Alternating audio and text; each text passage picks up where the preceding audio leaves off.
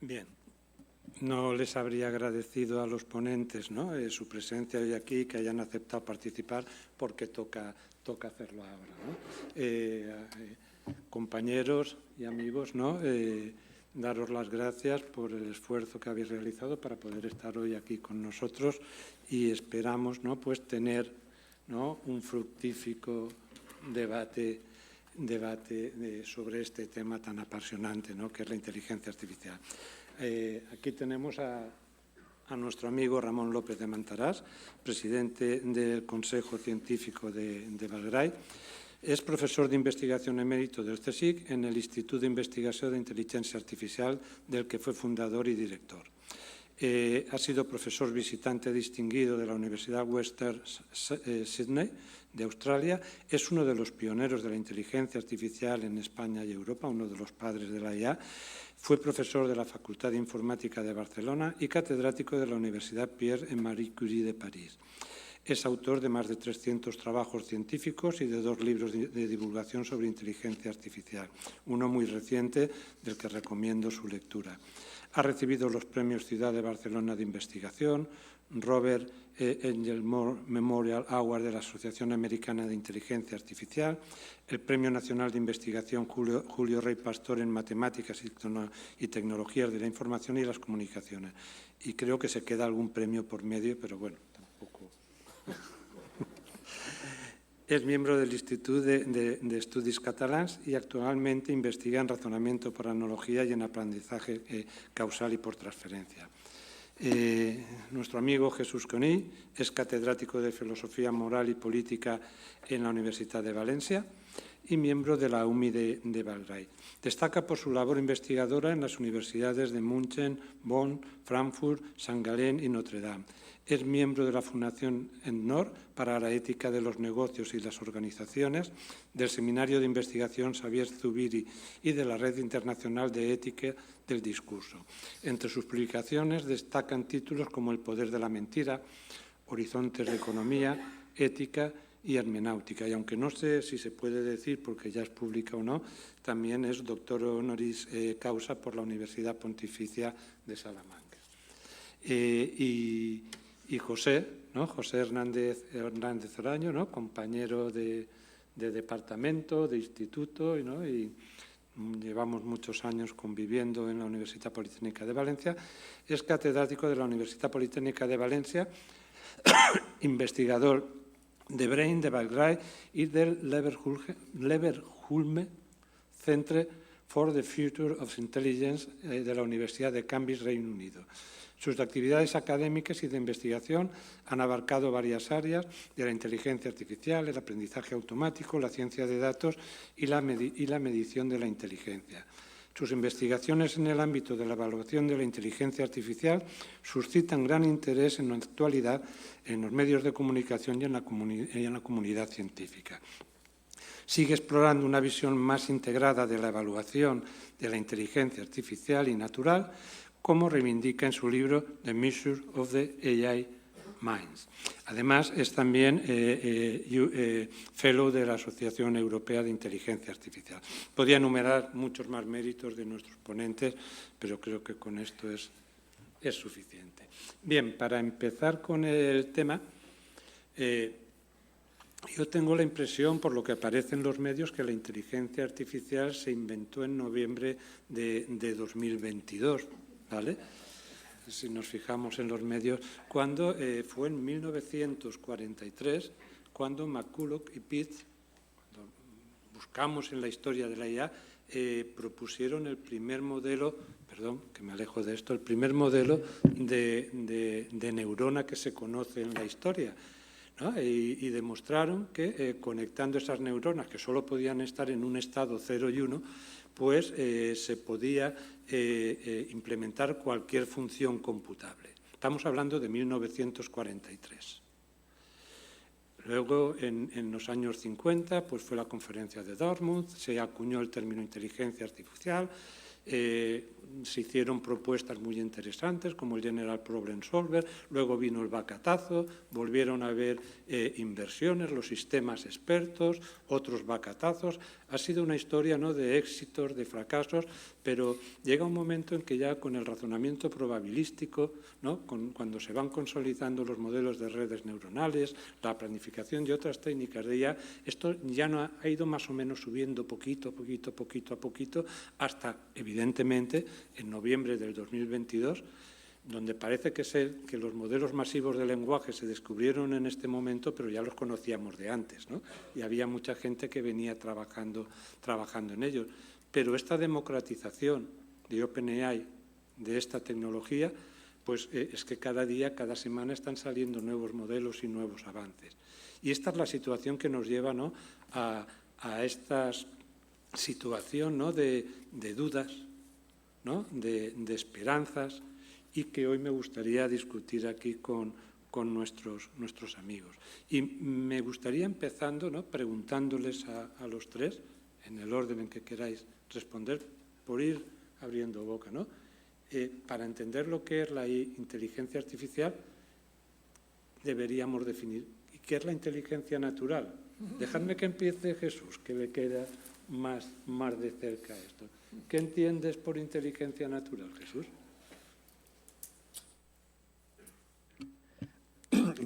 Bueno, lo primero que tengo que decir no es responder a la pregunta, sino responder a la invitación, a la amable invitación a poder participar en una mesa transdisciplinar, a Valgray, a esta potencia tan difícil hoy en día de aunar a personas que estamos en lugares diferentes, que tiene Vicente Botti, con esa generosidad intelectual. Esto debemos fomentarlo y creo que tenemos un buen ejemplo.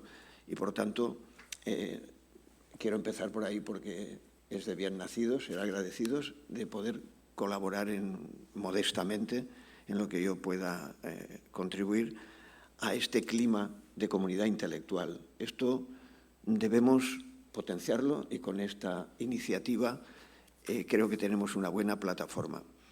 Y luego la satisfacción de compartir con los colegas esta mesa. ¿Qué es inteligencia natural? La inteligencia es un producto de la evolución, eso en primer lugar. Es decir, la inteligencia es, como decían los griegos, una dynamis, una potencia que luego, a lo largo de su desarrollo, pues puede modularse de maneras diferentes. Pero, en primer lugar, pertenece a un animal que es el ser humano, en principio, y el ser humano ha sido definido no solo como animal inteligente, sino como animal racional, que es un desarrollo de la inteligencia. Uno puede ser inteligente, pero puede desarrollar esas formas de inteligencia que conducen a la racionalidad. Eso es un aspecto de mucho interés. Y luego, ¿qué ha pasado? Que cuando se ha desarrollado esa inteligencia natural, hemos empezado a ver que también, y estudios, sobre todo de etología, de biología, que también se ha considerado que había inteligencia animal. No todo el mundo ha aceptado eso. Lo digo esto a raíz de tu pregunta porque nos puede situar. Y ahora, donde estamos es una novedad, que es que además de la inteligencia humana y la inteligencia presuntamente animal, que no todo el mundo acepta, pero generalmente desde la psicología y desde la etología se ha acostumbrado a hablar de ella, ahora viene la gran novedad, la otra parte, y es que puede haber sistemas inteligentes, que la inteligencia que era específicamente humana también se pueda predicar de unos aparatos, de unos artefactos, de unos sistemas que no tienen cuerpo humano. Este es uno de los puntos que supongo que hablaremos reiteradamente. Entonces, inteligencia es, podríamos decir, la formalidad con la que el ser humano, por producto y desarrollo evolutivo, responde, se relaciona con el medio. Es decir, es una forma, una formalidad, una manera de configurar la relación a diferencia de los animales. Lo que pasa es que esa formalidad en los animales, como he dicho, también puede adoptar una característica, pero eso no ha sido lo habitual. Entonces, ahora de lo que vamos a hablar es de si esa formalidad que ha sido la humana en sus diversos desarrollos, en sus diversos usos, en sus diversas funciones, porque no hay una sola forma de inteligencia, hay diversas formas de inteligencia, incluso en el ser humano.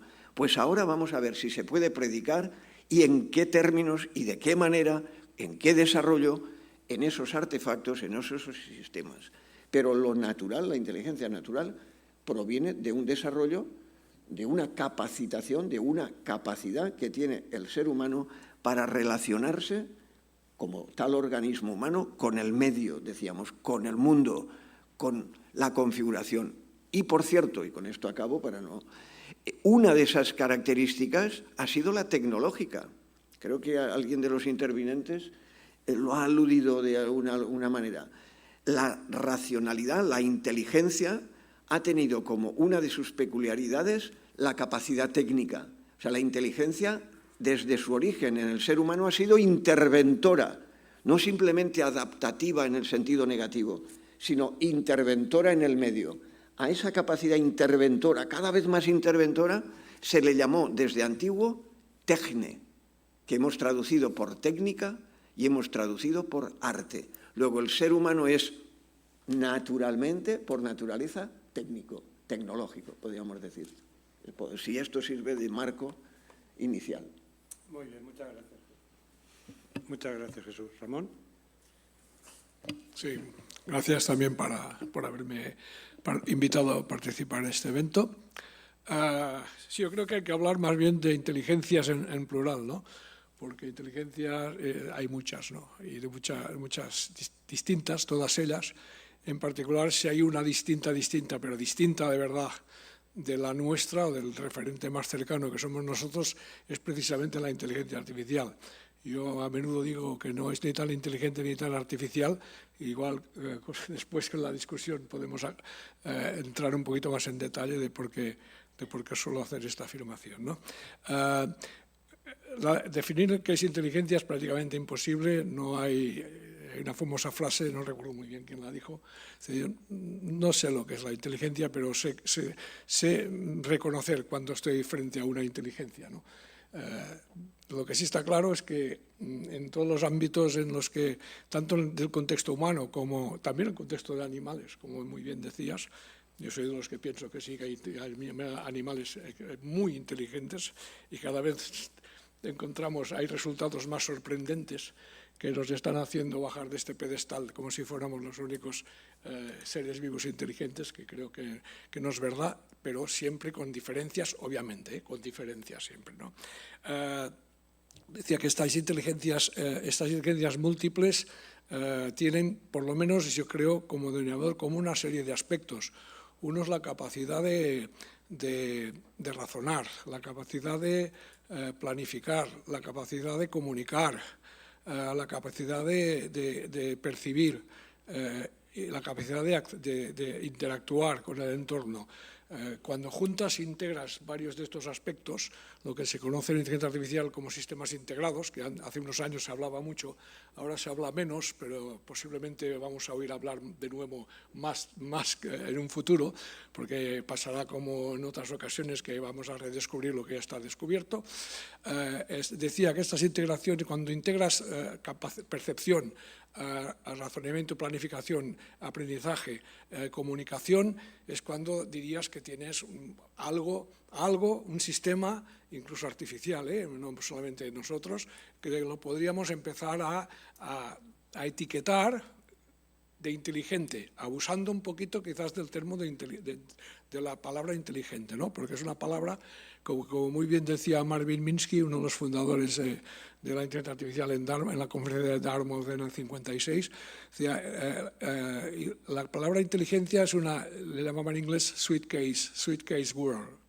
Sweet case word, en el sentido de que es una palabra que lleva mucha carga, que es multidimensional, como otras palabras, hay muchas otras que conciencia y hay muchas otras cosas que aparecen precisamente alrededor de la propia inteligencia artificial en concreto, en donde llevan una carga, por cierto, muy antropomórfica, obviamente. O sea, uno de los problemas que tenemos cuando hablamos de inteligencia artificial es que el hecho de que se acuñara este término en el 56, pues tiene sus consecuencias, porque la manera de hablar, la manera de denominar las cosas tiene sus consecuencias, ¿no?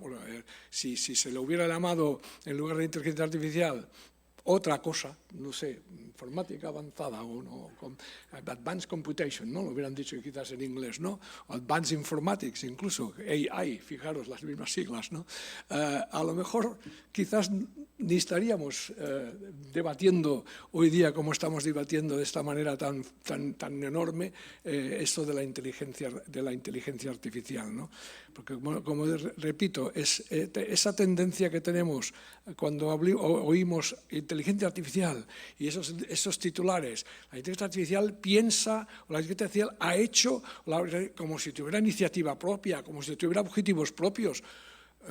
No, nos estamos equivocando a la hora de escribir ciertas cosas y sobre todo el mundo de los medios de comunicación, de transmitir este tipo de mensaje que no es el adecuado, en mi opinión. Hay que tocar de pies en el suelo. Es una informática avanzada, muy sofisticada, que permite simular o modelar hasta cierto punto aspectos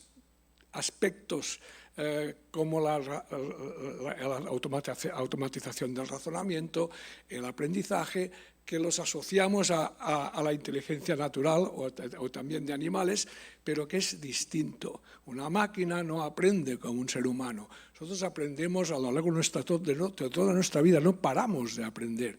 Y de manera incremental.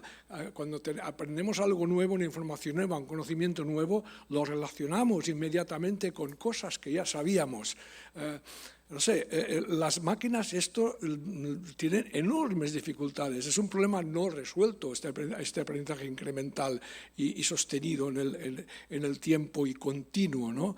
Esto es algo que diferencia mucho la inteligencia natural, la nuestra, ¿no? Digamos, o animal, de lo que llamamos inteligencia artificial. Podría dar muchos ejemplos de lo que estoy diciendo, en particular el olvido catastrófico es algo bien conocido, es un problema conocido de la inteligencia artificial, que es una demostración de la falta de incrementalidad y de sostenibilidad del aprendizaje, porque cuando aprendes algo nuevo olvidas lo anterior, aunque ahora con estas ya habéis quitado el título. La inteligencia artificial de propósito general aparece esta idea de nuevo de cómo es General Purpose AI, ya parece que nos está diciendo que estamos ya a un paso de la inteligencia artificial general, que no tenga el olvido catastrófico, que sea incremental, que sea muy similar a la nuestra. Y yo soy de los que pienso que no es en absoluto cierto. O sea, para mí, la General Purpose AI, la inteligencia artificial de carácter general, no es un avance científicamente hablando significativo hacia la inteligencia artificial general, ni mucho menos. Pienso que además pienso, como dijo Yann LeCun no hace mucho en un tuit, dice, es una ramp-off, es una rampa de salida de la autopista o la carretera que nos llevaría hacia la inteligencia artificial general. Es decir, nos está diciendo que es una distracción, que nos desvía del camino de conseguir inteligencias artificiales generales, esta inteligencia artificial generativa que está tan de moda hoy día, ¿no? Yo estoy bastante de acuerdo con él y él lo argumenta y otros también lo han argumentado de una manera, creo, muy razonada y muy sólida, que hay un gran problema, que estas inteligencias artificiales generativas no tienen ni aprenden un modelo del mundo. Pueden ser, los LLM son un modelo del lenguaje, pero no un modelo del mundo, ¿vale? Y cuando el lenguaje, que es un sistema simbólico que tiene como mínimo dos componentes, esto si lo vemos en la semiótica, esto nos lo enseña ya, o lingüistas como Ferdinand de Saussure, dice, tienes el referente, o sea, la etiqueta que usas del lenguaje, pero lo referenciado, lo que referencias del mundo. Cuando dices que el sol calienta, para entender exactamente, de verdad, en profundidad, la semántica, el significado de algo tan sencillo como el sol calienta, no se puede realmente saber esto si no has experimentado que el sol te caliente, si no tienes un cuerpo. Es decir, yo soy de los convencidos de que si algún día tenemos que llegar a algún tipo de inteligencia artificial que se aproxime bastante a la nuestra, que ahora está lejísimos, que se aproxime un poco, supongamos que lo queramos, porque este es otro aspecto que igual se puede discutir también. Si de verdad hace falta tener inteligencias artificiales generales o no. Bueno, pero suponiendo que fuera el caso de que quisiéramos llegar a inteligencias artificiales generales, sin un cuerpo, yo la verdad lo veo muy, muy, muy dudoso de que se pueda llegar a tener inteligencias artificiales generales similares a la nuestra, que no tengan un cuerpo y que no interactúen con su entorno. Pues ya lo dijo también John Locke hace 300 años. Hace 300 años. El cuerpo es fundamental para entender el mundo y para entender en particular el lenguaje. Esto también lo han dicho los fenomenólogos, la corriente fenomenológica, en particular de Merleau-Ponty. Es decir, si no puedes tener sin cuerpo, no hay posibilidad de comprender de verdad el lenguaje, porque hablamos de cosas que están ahí en el mundo y nos falta este referente, ligar la etiqueta con lo que estamos referenciando. Es decir, mi mensaje es que la inteligencia artificial generativa es muy poco inteligente, que no es en absoluto un paso que nos acerca a la inteligencia artificial general y que en general, perdón la redundancia, la inteligencia artificial es completamente distinta a la humana. Y si algún día se aproxima, quizás a largo plazo, hipotéticamente, tengo mis dudas, a la inteligencia humana, sin un cuerpo lo veo muy complicado. Gracias, Ramon. José? Bona vesprada a totes y a tots. Gracias por invitarme y sobre todo por la primera pregunta, porque empezar por inteligencia natural, yo que tengo igual un pie en las ciencias cognitivas, pues yo creo que es lo que nos sitúa de alguna manera. No tanto la inteligencia humana, sino como ha dicho Jesús, también lo ha mencionado Ramón, ponernos en el contexto de la inteligencia animal y especialmente la inteligencia animal no humana. Yo creo que ahí tenemos como dos visiones de lo que es la inteligencia natural, una visión que podríamos asociar a Darwin, que es una visión de diversidad, de nicho, sistemas que adaptan su cognición evolutivamente a distintos nichos, entonces vemos sistemas cognitivos muy diferentes, no solo en qué soluciones dan a su entorno, sino además también cómo lo dan, desde que puede ser un cefalópodo a lo que puede ser un mamífero, por ejemplo, ¿no? Desde el punto de vista de cómo funciona internamente y luego qué comportamientos podemos observar a partir de ahí. Esa es una visión, digamos, de lo de las inteligencias, ¿no? Y también está muy de moda, o ya no tanto, pero hubo una época que estaba muy de moda hablar de las inteligencias múltiples, ¿no? Y luego en el otro extremo, que podríamos asociar quizás a la psicometría, pero que viene de mucho antes, y yo creo que por poner un claro punto donde realmente se habla de esta inteligencia general, yo nombraría a Ramon Llull, con su Ars Generalis, diciendo que es la inteligencia, es aquello que nos permite resolver todos los problemas, ¿no?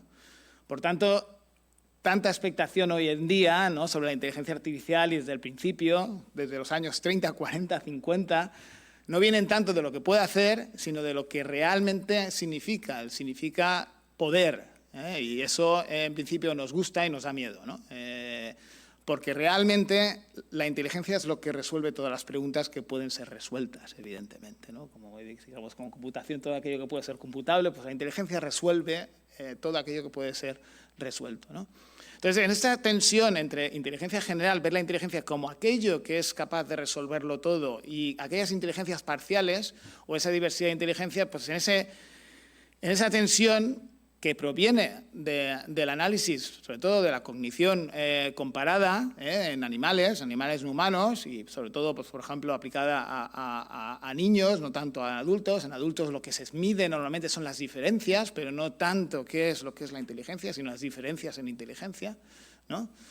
Yo creo que estamos ahora, en estos momentos, en una oportunidad, y yo, desde la ciencia cognitiva, yo creo que siempre he visto la inteligencia artificial como una oportunidad de saber quiénes somos, ¿no? Y yo creo que esa es una pregunta fundamental. Cuando hablamos de inteligencia natural, nunca podremos saber quiénes somos si no ponemos la inteligencia humana en un contexto. Y digamos que la evolución nos puso en un contexto, igual que Copérnico nos puso en un contexto, y ahora estamos en el momento en el que realmente la inteligencia artificial nos va a poner en un contexto. Va a decir, la inteligencia humana no es más que un tipo de inteligencia dentro de las inteligencias animales, y las inteligencias animales no son más que un tipo de inteligencia que se puede construir con la física, ¿vale? En eso estamos. Y yo creo que para mí ese es el siglo XXI, es decir, realmente qué somos depende de que entendamos cómo se hace la inteligencia, qué tipos de inteligencia hay, y en ese momento sabremos realmente quiénes somos, ¿no? Hasta que no resolvamos esa duda, y estamos lejos de resolverla, no sabremos quiénes somos. Entonces, a la pregunta de qué es la inteligencia natural, pues hay que verla en perspectiva en el momento que vemos a la Tierra como un punto azul, y cuando intentamos salir del sistema solar, vemos realmente lo que es la Tierra, ¿no? Cuando vemos que el Homo sapiens no es más que un primate, entendemos realmente lo que somos. Pues cuando veamos y entendamos realmente lo que es la inteligencia, pues diremos, ya sabemos lo que es la inteligencia humana, es un tipo de inteligencia muy peculiar. Muy, muy peculiar. Está la hipótesis social, somos como somos, no solo porque somos tecnológicos, sino porque está la hipótesis social de los primates, de que realmente la inteligencia se desarrolla o realmente pega un impulso grandísimo en el momento que tienes un comportamiento social, ¿no? Pues yo lo dejaría aquí, porque tú, Ramón, ya has empezado a hablar de inteligencia. Yo no estoy de acuerdo con todo lo que has dicho, así que yo creo que se presenta una mesa redonda divertida. Yo ya intuía algo, pero permitirme una pequeña intervención, ¿no? A partir de la definición que ha dado José, ¿no? De que inteligencia es aquello que nos permite resolver todos los problemas, pues lo que llamamos IA simbólica, ¿no? Se ha basado principalmente en esto, ¿no? Es decir, en desarrollar métodos, formalismos que resolvían micromundos, ¿no? Y además utilizaban el término de los micromundos. Y así se han desarrollado muchas técnicas, ¿no? que han funcionado bien para resolver ciertos problemas. Pero es que ahora, con la revolución esta de los modelos masivos del lenguaje, ya estamos hablando de que si tenemos una IA que tiene consciencia, ¿no? que si estamos hablando de una IA general, ¿cómo relacionáis entonces, ¿no? Ramón ya ha empezado a avanzar algo, ¿no? Y José me figuro que también, ¿no? Pero ¿cómo relacionamos entonces esta evolución de la IA a lo que está pasando desde hace 4 días? Porque estamos hablando que todo esto se venía discutiendo antes, ¿no? Pero al menos a nivel social y en los medios explota desde el noviembre del 22. ¿Cómo relacionáis esta I más clásica con esta I general que se está planteando ahora? Como queráis, en el orden que queráis, ¿eh? Tírale. Bueno, yo creo que cuando se dice conciencia, normalmente hay un malentendido. ¿Qué significa conciencia? Si inteligencia es complicado, conciencia casi me atrevería a decir que todavía es más. Porque ¿de qué conciencia hablamos? ¿Qué entendemos por conciencia? Yo voy a simplificar y voy a hablar de 2 ámbitos, ya que lo has planteado. Una cosa es la conciencia perceptiva y otra cosa es la conciencia moral. Aunque se utiliza el mismo término, por ejemplo, en alemán sí que, o como pasa en todos los idiomas, hay idiomas donde tienen términos variados y otros idiomas y al revés, ¿no? Eso pasa. Curiosamente, en alemán sí que se distingue entre conciencia perceptiva, que significa es Bewusstsein, estar consciente, ser consciente. Y entonces eso es conciencia perceptiva. Pero la conciencia moral tiene otro término. Nosotros tenemos que decir conciencia moral. Sin embargo, en alemán dicen Gewissen, por ejemplo, ¿no? Y en otros idiomas puede pasar al revés, ¿no? En español al revés. Pero ahora nos concentramos en esto. Entonces, cuando se dice conciencia, lo primero es que hay que advertir eso, en primer lugar. Y en segundo lugar, cuando se habla de conciencia, entramos en el problema de la necesaria relación con el cuerpo, que habéis sacado y que también he nombrado al principio. Este punto es esencial. Porque si no, ¿qué ocurre? Que lo que se hace es intentar simular en las máquinas lo que es natural en el cuerpo humano o en el cuerpo animal, o como antes lo hemos dejado, no lo he nombrado, pero es que hay gente que habla de la inteligencia de la Tierra, por ejemplo, en el proyecto Gaia, famoso, ¿no? Por raro que pueda parecer a muchos, pero y se habla de inteligencia de las hormigas, la inteligencia de de las abejas. Es decir, que la noción de inteligencia, completando la pregunta anterior, para que se vea que es verdad lo que se decía, que es tan multiforme que es desbordante. Pero bueno, volviendo para resumir, por si puede ser orientador, en resumen, el esquema sería conciencia perceptiva, conciencia moral. Y dentro de la conciencia perceptiva, cuidado, la máquina no tiene conciencia perceptiva de entrada, hasta que no habéis inventado, habéis conseguido que la máquina, el sistema, tenga relación con el entorno, como tú has dicho antes también, y creo que tú por otra vía también. Y entonces, ¿qué hacéis? Y vosotros me lo habéis explicado, y lo hemos hablado en ocasiones, intentar introducir sensores y poner sensores para que tengan conciencia, entre comillas, pero claro, la noción de conciencia empieza a transformarse también en este caso. Este sería un mapita mínimo, porque luego viene la conciencia moral.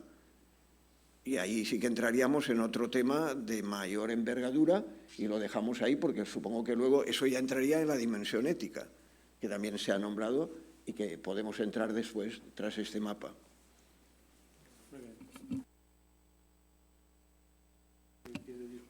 No, yo el tema de la conciencia, yo normalmente hay una constante universal, y yo creo que Vicente ha hecho bien en sacar ese tema pronto, pero hay una constante universal que cualquier charla suficientemente larga en inteligencia artificial acabará hablando de conciencia. Entonces, yo cuando se habla de conciencia suelo decir que yo lo llamo the C-word, o la palabra C, ¿no? En un poco también la free will, ¿no? El libre albedrío es la F-word. Son palabras que prefiero no nombrar. Yo creo que son términos que desde el punto de vista del razonamiento filosófico están muy bien, pero que si estamos hablando de inteligencia no está bien definida, pues conciencia es mucho menos. Y la conciencia al final se puede desgranar. Una cosa es, por ejemplo, hay partes que uno atribuye a tener un modelo del mundo, tener metacognición, que uno suele asociar con conciencia y que sí que se pueden estudiar científicamente. De hecho, hay, pues, por ejemplo, todo un grupo de gente intentando desarrollar la teoría científica de la conciencia, y no os podéis imaginar el cacao que llevan, ¿no?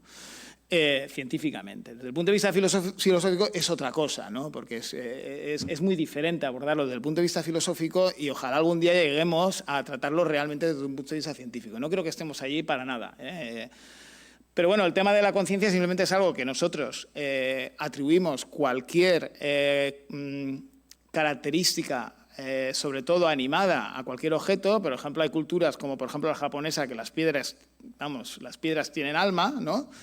Pues ¿por qué no vamos a asignar conciencia a un sistema que nos habla, nos responde y parece que nos entienda, ¿no? Entonces, pues es muy fácil dejarse de llevar, ¿no? Pero yo aquí, y un poco por empezar a discrepar un poco, es interesante el tema este de simulación no simulación, porque yo creo que hay ciertas cosas que se suelen atribuir. No, una máquina, si por ejemplo solo entiende a partir de datos no corpóreos, ¿no? Nunca podrá entender, pues, por ejemplo, lo que es un rayo de sol, ¿no? La sensación de tener un rayo de sol, ¿no? Y entramos en los qualia y todas estas cosas, ¿no? Yo creo que eso es cierto, pero al fin y al cabo hay muchas cosas que nosotros también emulamos sin saber lo que son, y creemos que sabemos lo que hacen, nos engañamos muy fácilmente nosotros mismos, ¿no?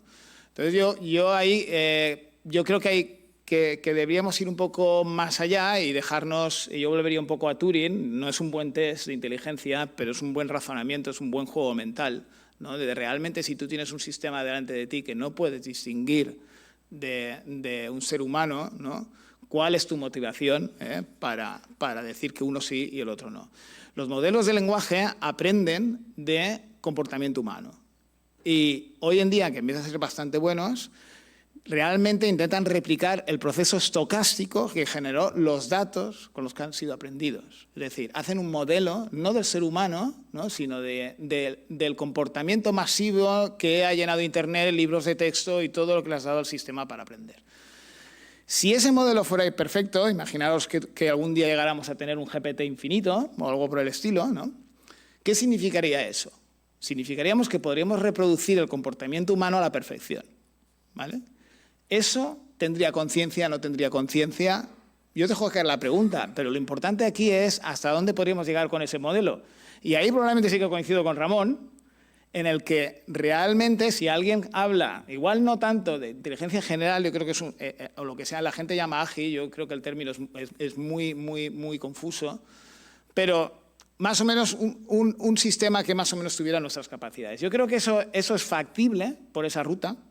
Yo creo que sí que es factible. Lo que no es factible, probablemente, si no utilizas esa herramienta de una manera un poco más recursiva o integrada en otros componentes, que puedas llegar a algo que sea más inteligente que el ser humano. ¿Por qué? Porque lo has entrenado para que imite al ser humano, ¿vale? Entonces, esta línea de investigación tiene su límite. Su límite va a ser realmente el proceso estocástico que genera los datos, que no son más que un montón de humanos, ¿eh? Entonces, ir más allá o mucho más allá va a ser muy complicado, ¿no? Por esta vía.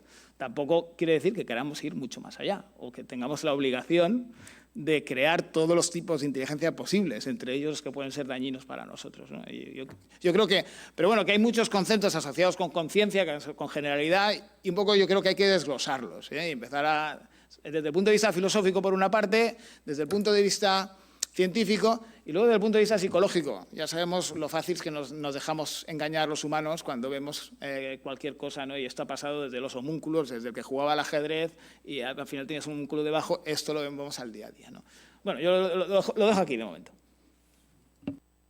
Sí, bueno, conciencia es otra de estas palabras maleta que decía Minsky, ¿no? Y lo llaman el hard problem también, ¿no?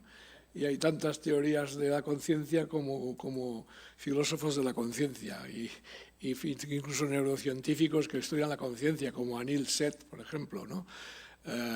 Cada uno está la Integrated Information Theory, luego está aquella especulación tan curiosa que hizo Roger Penrose hace muchos años, aparte de fenómenos cuánticos, ¿no? Que tenía su origen en fenómenos cuánticos en el cerebro.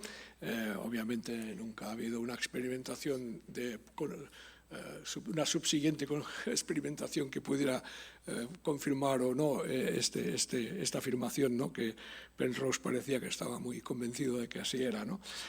La conciencia, estoy de acuerdo que es una cosa de estas muy misteriosas, ¿no? Nadie sabe muy bien lo que es. De nuevo, además, creo que también fue Daniel Dennett que dijo, bueno, igualmente, si algo que no humano, ¿cómo lo sabríamos si es consciente? Ya también está el problema de la medida, cómo testearlo, cómo medirlo. Es decir, no sabríamos. Es decir, incluso nosotros hacemos aquello que se llama el círculo encantado en filosofía, que es que yo, puesto que estoy dentro de mi piel, yo sé que soy consciente. Yo no dudo de que tengo conciencia. Y luego proyecto, como estamos todos hechos del mismo material biológico, somos todos muy iguales, los humanos, pues digo, bueno, si yo soy consciente, pues ¿por qué voy a negar que los que son los mis iguales no vayan a serlo? Entonces proyectas y dices, bueno, pues yo sé que todos los que estáis en esta sala tenéis conciencia y sois conscientes. Pero no hay una manera objetiva, científica, de verificarlo. Tú eres filósofo, más sabes de esas cosas más que yo, pero por lo poco que he leído yo sobre filosofía de la conciencia, esto parece ser una afirmación como muy consensuada o aceptada entre muchos de ellos, ¿no? Que tampoco podríamos saberlo. Bueno, entonces, bueno, le otorgamos conciencia y ya está, le otorgamos conciencia, como Lemoine, ¿no? Este señor de Google era, ¿no? Que afirmó que había estado interactuando con un software y que era consciente, ¿no? Bueno, en fin, bueno, si a él le pareció consciente, pues a él le pareció consciente, pero obviamente eso... Y además, tampoco vale preguntarle, ¿eres consciente? Porque claro, aunque si te dice que sí, pues no, esa pregunta. Es decir, por el hecho de que alguien o algo te diga que es consciente, no tienes por qué de entrada creértelo, ¿no? Pero creo que tu pregunta iba más bien original, era sobre relacionamos la inteligencia artificial clásica, o entiendo más simbólica, ¿no? De la good old good old-fashioned AI, que llaman la GoFi esta, con las tendencias actuales. Bueno, precisamente yo creo que son dos cosas como muy complementarias en mi punto de vista, ¿no? Porque esta inteligencia artificial más clásica se reposa sobre dos grandes pedestales, sobre dos pies. Son por una parte la lógica matemática y por otra parte los conceptos de búsqueda heurística, los conceptos de algoritmos heurísticos. Para mí son dos de los fundamentos de la inteligencia artificial más clásica, ¿no? Los algoritmos de búsqueda y todo, heurística, todo eso, ¿no?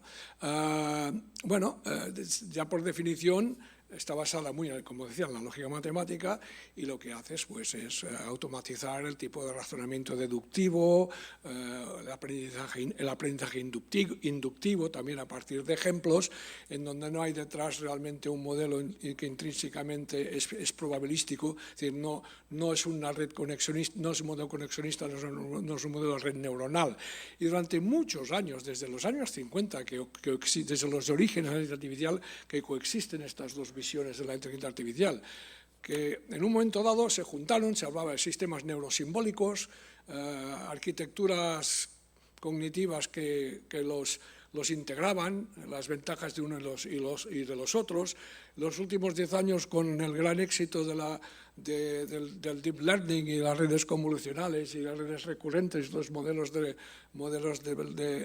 redes neuronales enormemente complejos en cuanto a que tienen millones y millones y millones de parámetros, pues parece ser que, no parece ser, es un hecho, que ha como desplazado bastante, ¿no?, de lo que podríamos llamar la corriente principal o el mainstream de la inteligencia artificial, los ha desplazado toda esta inteligencia artificial no simbólica o conexionista o redes neuronales, etcétera, ¿no?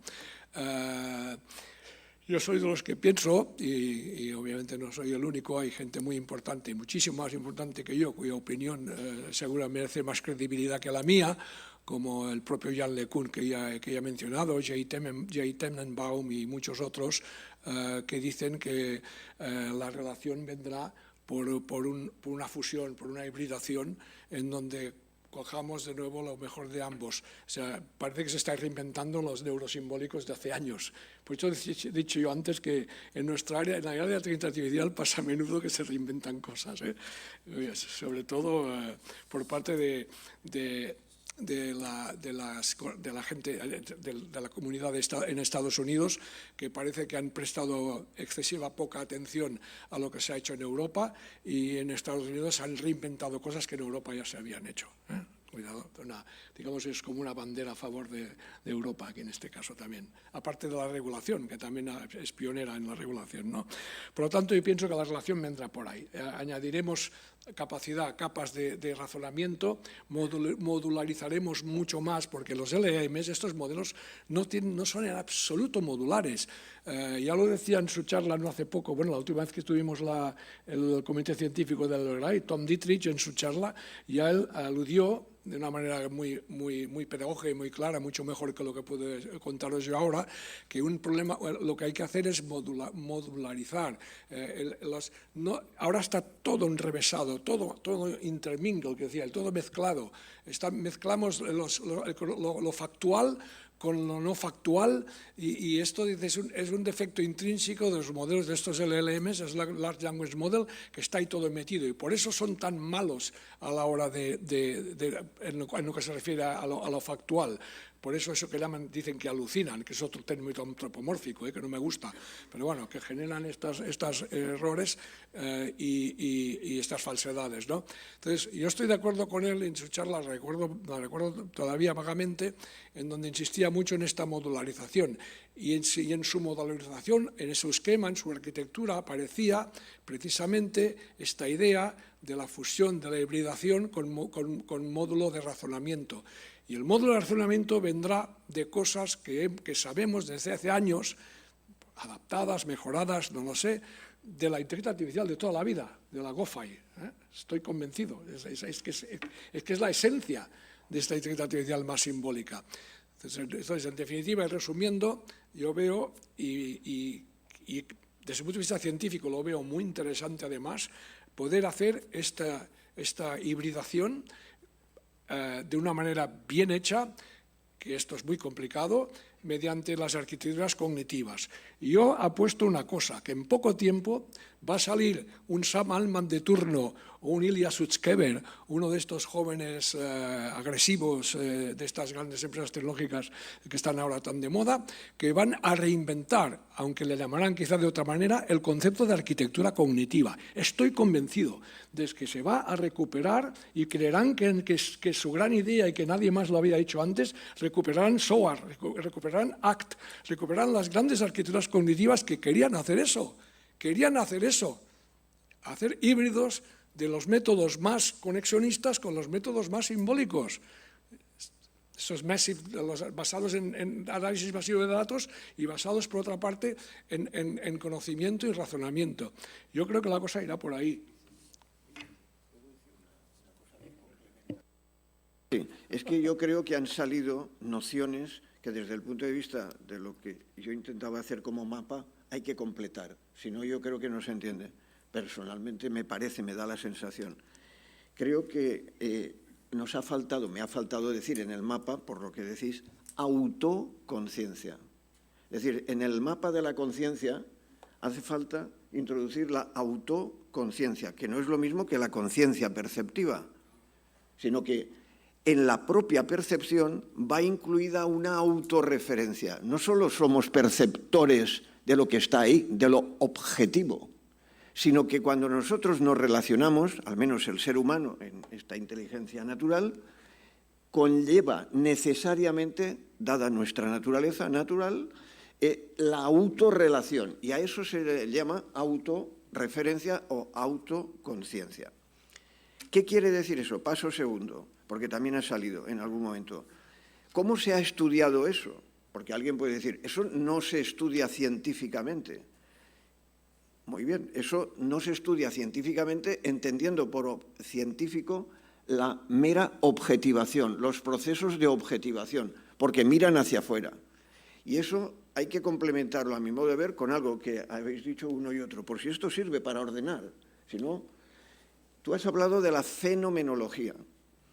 Incluso la fenomenología ha sido la filosofía, por cierto, inaugurada por un matemático, porque en principio Husserl era un matemático que se dedicó a la filosofía, y entonces él creyó establecer un método, el que tú has denominado fenomenológico, como debe ser, que creyó que podía ayudarnos a entender esto que se llama la autoconciencia.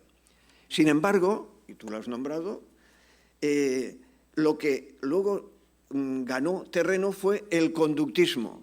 Entonces se pensó, por ejemplo, en psicología, que para que fuera una psicología científica había que prescindir de la conciencia, porque como no tenemos ningún método científico objetivador para entrar dentro, había que ser conductista. Pero luego, bueno, ya antes la había, pero estaba desautorizada, luego han surgido las ciencias cognitivas. ¿Y qué han traído las ciencias cognitivas? Volver y recordar que habíamos desaprovechado ese elemento que en el conductismo se llamaba la caja oscura. Esa caja oscura, que es la que en filosofía ha tenido mucho renombre, todo el mundo ha oído hablar de Descartes, ¿verdad? Cogito, lo pienso, luego existo, y parece que yo me lo digo a mí mismo y yo me lo guiso, yo me lo como. Perdón por la expresión, pero eso, dicho filosóficamente, eso se llama solipsismo. O sea, quieren los términos, podemos emplear los que sean. Pero, ¿qué ha pasado? Y este es otro de los tránsitos que ha habido. Otro paso, las ciencias cognitivas y las neurociencias han revalidado y han reforzado lo que el cognitivismo ha vuelto a poner en actualidad. Y es que a través de las neurociencias han empezado a estudiarse aspectos que pueden denominarse de diversas maneras, voy a poner uno, el control del comportamiento y medir la capacidad de control del comportamiento. Y entonces, por correlación, a eso algunos lo han asimilado a una forma de conciencia. Y en segundo lugar, para acabar con el mapa, una pequeña ampliación del mapa, también lo habéis nombrado en algún momento cuando has hablado de los qualia, es por ordenar. Esos qualia son otro aspecto de la conciencia, aquella que tiene que ver con la experiencia conciencial en primera persona. Porque hay cosas que cuando a uno le dice, es que me duele, y el médico le dice, y eso nos pasa, no, es que no le tiene que doler. Y es que me duele. Y el médico dice, no le tiene que doler. Y uno dice, es que me duele. ¿Qué le vamos a hacer? Eso es la experiencia conciencial de primera persona. Es por ampliar el mapa que nos hacía falta. Disculpad, pero por si esto ayuda a ordenar. Muchas gracias, Jesús. Como veis, esto es algo que podríamos estar horas y horas hablando. Es un tema apasionante. Yo creo que tendremos que hacer un remix de esto. Pero en relación con lo que decía antes Ramón de reinventar, leí no hace mucho, hará 2 o 3 semanas, una noticia que Bill Gates decía que ahora vamos a entrar en la época de los agentes. De los agentes, sí, también lo vi.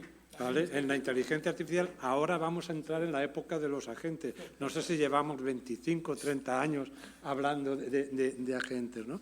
Pero bueno, esto como anécdota. Yo sí que me gustaría ver si sois capaces de resolverme una gran duda que yo tengo, ¿vale?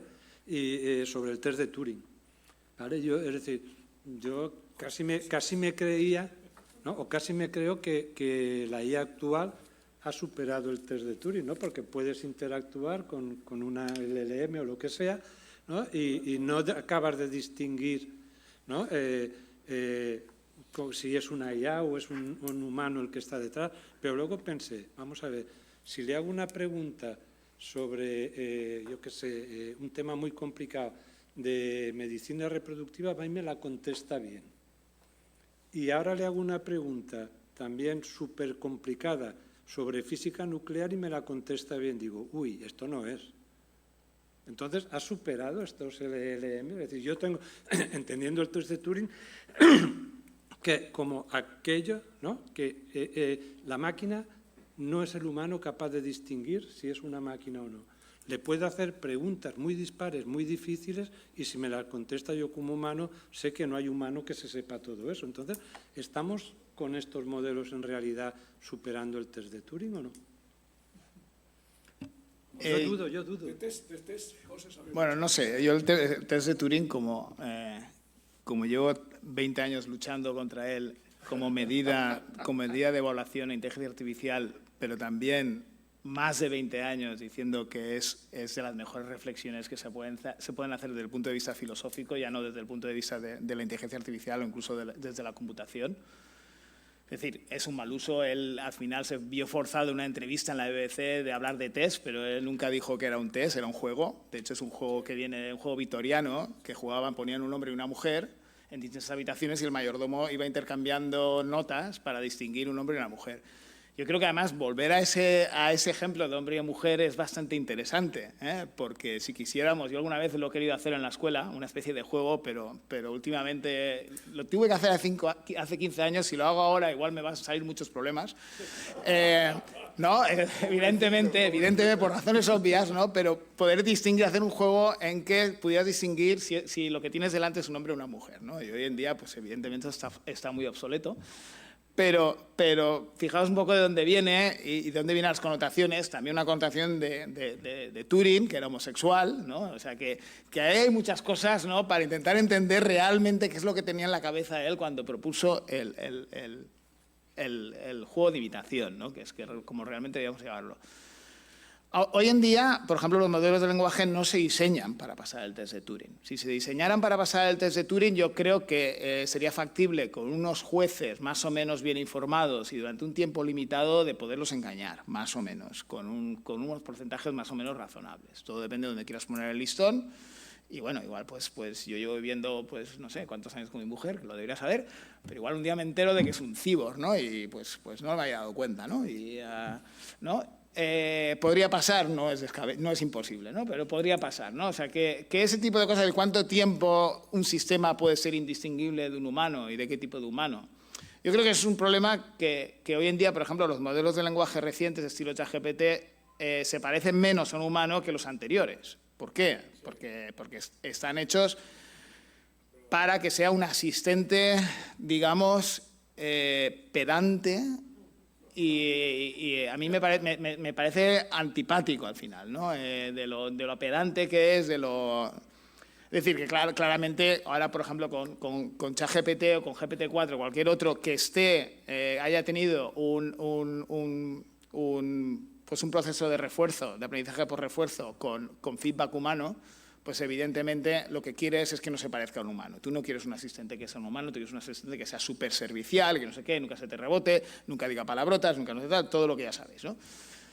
Pero yo creo que la pregunta de lo que ha preguntado Vicente ahora salta mucho a la vista. ¿Por qué? Porque son capaces de resolver cosas muy difíciles y fallan ante cosas muy tontas, ¿no? Y yo creo que es un tema que, por ejemplo, a mí me ha fascinado mucho desde hace unos cuantos años, de ver realmente no cuánto falla un sistema, sino dónde falla, ¿no? Y realmente a todos os habrá pasado pues, estar con ChatGPT. Yo, por ejemplo, con mi hijo estudiando física, primer curso del año pasado de universidad, y dice, no me cuadra, me lo ha hecho ChatGPT, pero no me cuadra el resultado. Y te pones ahí con él, tal, paso, trazo, paso, y al final, ¿dónde se equivoca? En la suma de dos vectores. Es que es así, ¿no?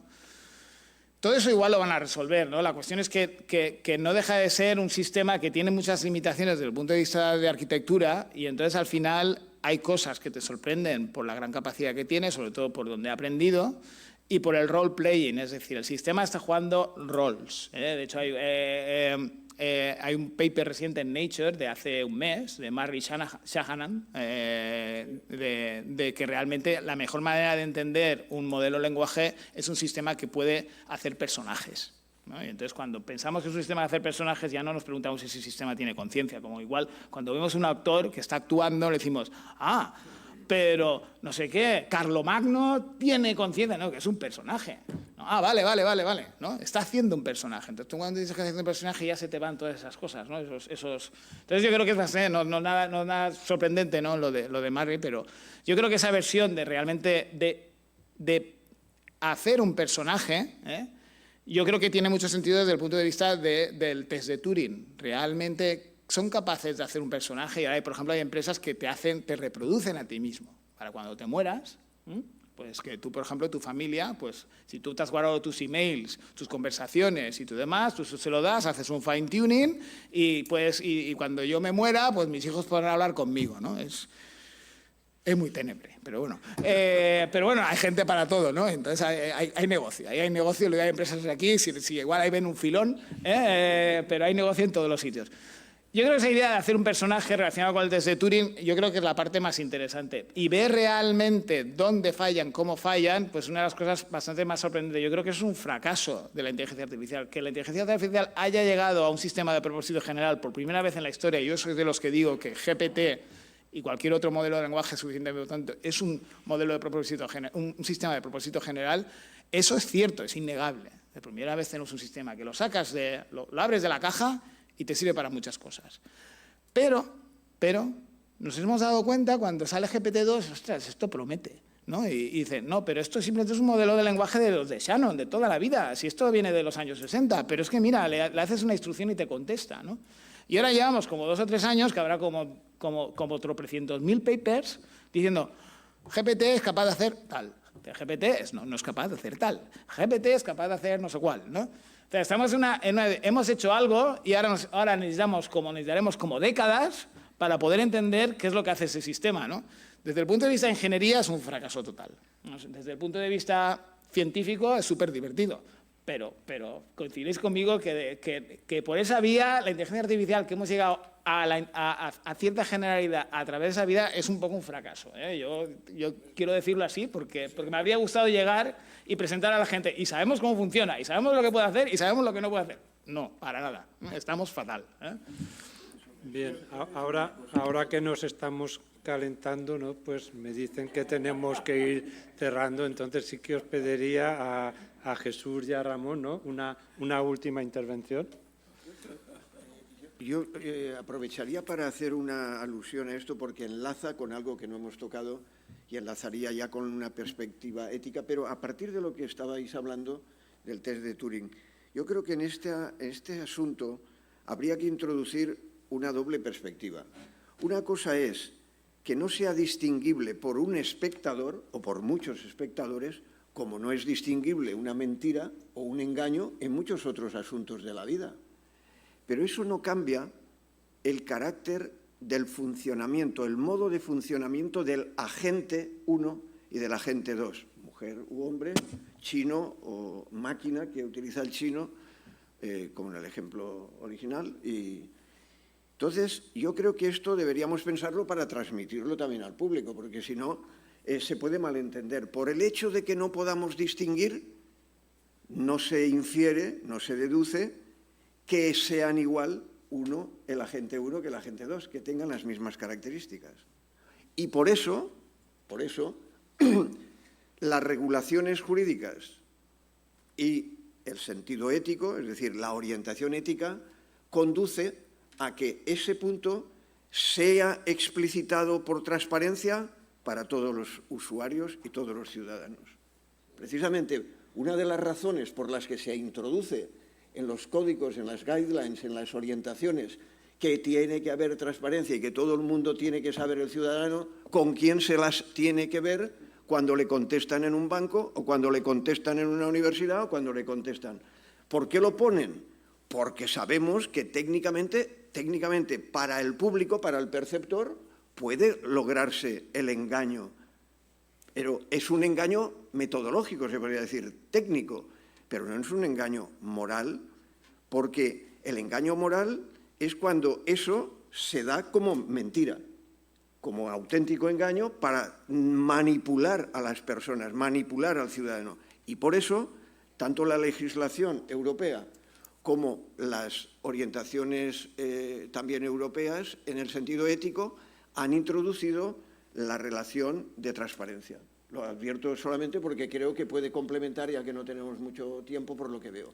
Disculpad, pero yo creo que yo intento completar algunas cosas de las que magistralmente vosotros sois expertos. Ramón, para acabar. Sí, bueno, muy brevemente.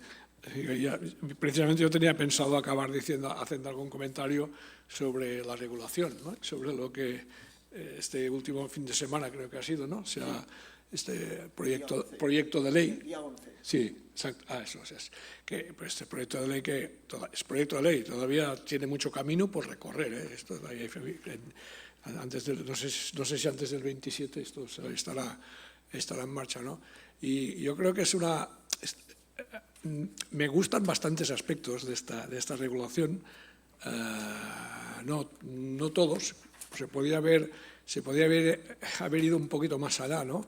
Porque una de las cosas un poco así preocupantes, que claro, que demuestran que en el fondo los intereses económicos pasan por encima de los derechos humanos, una vez más, y es que cualquier empresa en Europa puede desarrollar una aplicación absolutamente nociva en contra de los más elementales derechos humanos, siempre y cuando la exporte. Es decir, la venda fuera de Europa. La exporte, la venda fuera de Europa. O sea, no hay ningún problema que se desarrolle aquí. Bueno, la Asociación Europea de Derechos Digitales, Amnistía Internacional, y entre otras organizaciones, han puesto el grito en el cielo, ¿no? Diciendo, bueno, que hemos perdido quizás una oportunidad, ¿no? Pero claro, las fuerzas de la economía, del dinero, son muy, muy poderosas, ¿no?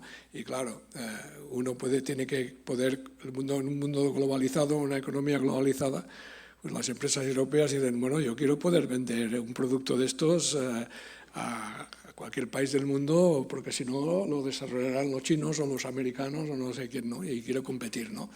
Claro, es un problema. Aquí se enfrentan dos cuestiones muy diversas, ¿no? Luego también, pero aunque esto no es sorprendente porque ya se veía venir, porque desde el primer borrador de hace ya unos años ya había ya había órdenes por parte de los Estados de que ni se mencionaran ni por casualidad ni por asomo las armas letales autónomas o las aplicaciones militares y de defensa, ¿vale? Y obviamente no aparecen por ninguna parte en esta ley europea, ¿no? para terminar diciendo algunos aspectos positivos, bueno, yo creo que no está mal la regulación que han hecho en cuanto lo acabas de mencionar, en cuanto a la transparencia, en cuanto a temas como el reconocimiento facial, reconocimiento de emociones, que se prohíben, excepto en algunos casos con autorización judicial, etcétera. Esto me parece pues adecuado. También la inteligencia artificial generativa, esta General Purpose AI, que había una discusión enorme porque según cómo se regulara quedaban fuera, o sea, no podrían, era cargarse todo lo open source, todo el código abierto, ¿no? Finalmente creo que bueno, por lo que he visto, no la he leído completamente, pero por lo que he visto en la parte ya generativa sí que parece ser que distinguen entre la desarrollada por grandes monstruos tecnológicos, todos sabemos cuáles son las 5 o 6 grandes empresas tecnológicas, y la open source o startups o empresas más pequeñas, porque hablan de algo que lo denominan la potencia de cálculo necesaria, la potencia computacional necesaria para desarrollar el modelo, ¿no? Entonces, si tienes una potencia, necesitas una gran potencia, esto te pone en una categoría separada y hay más requisitos, es más estricta la ley, te obliga a rendir más cuentas, a asegurar de que has hecho un estudio del impacto, etcétera, etcétera, etcétera. Pero donde falla, y ahí es donde lo que me gusta menos, es que dejan a discreción de las empresas que ellos digan cuál es la potencia de cálculo que han requerido usar. Claro, entonces esto es una puerta abierta a escaparse de esta regulación más estricta, ¿no? Yo creo que esto no creo que se pueda sostener demasiado tiempo. Es muy probable que se cambie y se utilice algún criterio más independiente o más objetivo de la potencia, ¿no? Yo qué sé, un proxy de la potencia podría ser el consumo energético, que como sabemos es una burrada que llega al orden de teravatios, miles de millones de kilovatios, ¿no? Cuando están todos estos 1,5 millones de GPUs funcionando bastante a pleno rendimiento, esto se calcula que está entre 80 y 134 teravatios, que es lo que un país como Argentina consume de este orden, 100 y algo teravatios, y Suiza también. O sea que estamos hablando del consumo de un país entero de electricidad, ¿no? O sea que hay como veis, hay algunos aspectos que se podía haber quizá ido más allá, pero claro, no soy tampoco tan naif como para pensar que las tensiones y los intereses y los conflictos que hay cuando se negocia y se tiene que sacar una ley de este tipo son enormes, las presiones, los lobbies, y posiblemente haya salido algo que globalmente no está mal. Y algunos dicen que a lo mejor igual pasará como el GDPR y que pueda ser un modelo puede llegar incluso a ser un modelo para otros países que no europeos. Bueno, pues no estaría mal, porque ya sabemos que hay muchos países que no están muy por la labor, ¿no? Por ejemplo, la AI Act va mucho más allá en cuanto a nivel de que sea de obligatorio cumplimiento que esta declaración de decreto que hizo la Casa Blanca, ¿no? No hace mucho, porque lo deja todo así como recomendación, ¿no? Sin ser vinculante. Se mencionan muchas cosas que se menciona la ley europea, pero en Estados Unidos sin ser de obligado cumplimiento, ¿no? O sea, diciendo que esperan que sean las propias empresas las que, por iniciativa propia, tengan en cuenta esas recomendaciones y se porten bien, ¿no? Lo cual se me hace difícil de creer que vaya a ser así, ¿no? Muy bien. Fijaros si nos han quedado temas en el tintero por tratar, pero bueno. El tiempo es denso, pero tampoco se puede estirar mucho más. Con respecto a lo de la ley que comentaba Ramón, seguramente en el 26 o en el 27 se aplicará. Ya veremos qué ya tenemos en el 26 o el 27 y si esa ley se aplica. Pero bueno, ese es otro problema. Ya veis, ¿no?, qué gusto da, ¿no?, poder discutir entre amigos, ¿no? Con mentes tan preclaras, ¿no? Como las que tenemos aquí. Y quiero agradecer a José, ¿no? a Jesús y a Ramón, ¿no? Pues su amabilidad, ¿no? Y el esfuerzo para estar hoy aquí con nosotros y compartir pues sus opiniones, ¿no? Y su conocimiento. Como un resumen así muy vasto, ¿no? Podríamos decir que esto de la IA general que sobrepasa al ser humano aún lo vemos un poco lejos, ¿no? Es decir, no os asustéis que aún nos queda un poco. Pues nada, muchas gracias a los tres.